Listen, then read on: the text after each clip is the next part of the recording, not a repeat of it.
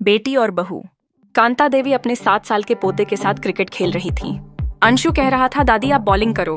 अंशु बेटा, दादी तो बुढ़िया है, देखो ज्यादा नहीं दौड़ सकती। दादी मैं जोर से नहीं मारूंगा। दादी पोते का मैच चल ही रहा था कि गेट पर आहट हुई।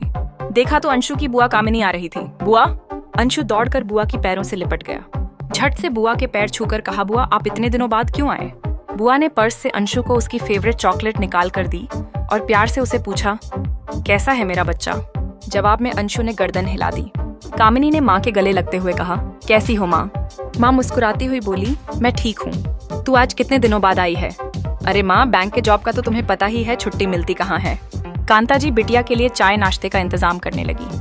चाय पीते हुए कामिनी ने कहा, माँ भैया और भाभी ने तो तुम्हें अपने बच्चे की आया बनाकर रख दिया है। इस उम्र में तुम सारा दिन अंशु के पीछे दौड़ती रहती हो। ये उम्र है तुम्हारी बच्चे पालने की। दोनों अच्छा कमा रहे हैं, डे बोर्डिंग में डाल सकते हैं। प्रकाश कामिनी का भाई इंजीनियर है और भाभी रमा प्रोफेसर है। उन्होंने तो तुम्हें अपने घर का चौकीदार बना दिया है।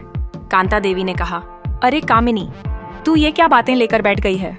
माँ के पास आई है, 2-4 मन बहलाने वाली बातें कर। माँ मुझसे तुम्हारी ये हालत देखी नहीं जाती। तुम कहो तो मैं भाभी से बात करती हूँ। कांता देवी चौंक गईं। खबरदार जो इस तरह की फालतू बात की अपनी भाभी से। जब गुड़िया पैदा हुई थी तब से लेकर उसके 5 साल की होने तक जो रोज ऑफिस जाते हुए तुम उसे यहाँ छोड़ जाती थी, तब तो तुम्हें कभी नहीं लगा कि मेरी उम्र हो गई है। अब तुम्हारे बच्चे तुम्हारे सास ससुर के साथ रहते हैं, तो क्या तुम्हारे सास ससुर जवान है, पर माँ परवर कुछ नहीं। मैं सही सलामत हूँ। प्रकाश और रमा मेरा बहुत ख्याल रखते हैं, सारे काम के लिए नौकर हैं, और मैं अपने पोते को जरा सा देख लेती हूँ तो मैं आया बन गई। सच तो ये है कि अंशु के बहाने मैं अपना बचपन जी लेती हूँ। मुझे अच्छा लगता है जब वो सारा दिन दादी दादी करके मेरे पीछे घूमता रहता है। माँ तुम तो कुछ समझती नहीं, बड़ी भोली हो। देख बेटा, ये मेरा घर है, इसे कैसे चलाना है मैं और रमा देखेंगे, तू अपना घर देख। और हाँ, एक बात और, परिवार का जो सदस्य घर पर रहता है वो चौकीदार नहीं होता। ये हम सबका घर है और इसकी देखभाल की जिम्मेदारी हम सबकी है। इतने में रमा भी आ गई।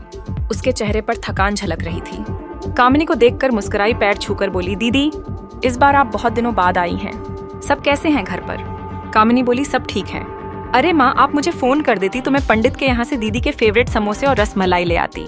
मैं इन्हें फोन कर देती हूँ कि ये आ रहे हैं, ले आएंगे। जाकर हाथ मुंह धोकर कपड़े बदल थक गई है। कांता जी ने प्यार से उसे देखते हुए कहा। रमा फ्रेश होकर आकर बैठ गई। दीदी आप कब आए? यही कोई 2 घंटे पहले। कामिनी फीकी सी हंसी हंस दी। अरे वाह, तब तो आपने माँ से बहुत गप्पे लड़ाड़ी होंगी। मैंने मिस कर दिया। हाँ, हमने बहुत सारी बातें की। इसे सीख दे रही थी। बहुत दिनों बाद आई है, इसलिए इसका कोर्स छूटा हुआ था। तो हो गया कोर्स पूरा? रमा खिलखिलाते हुए बोली।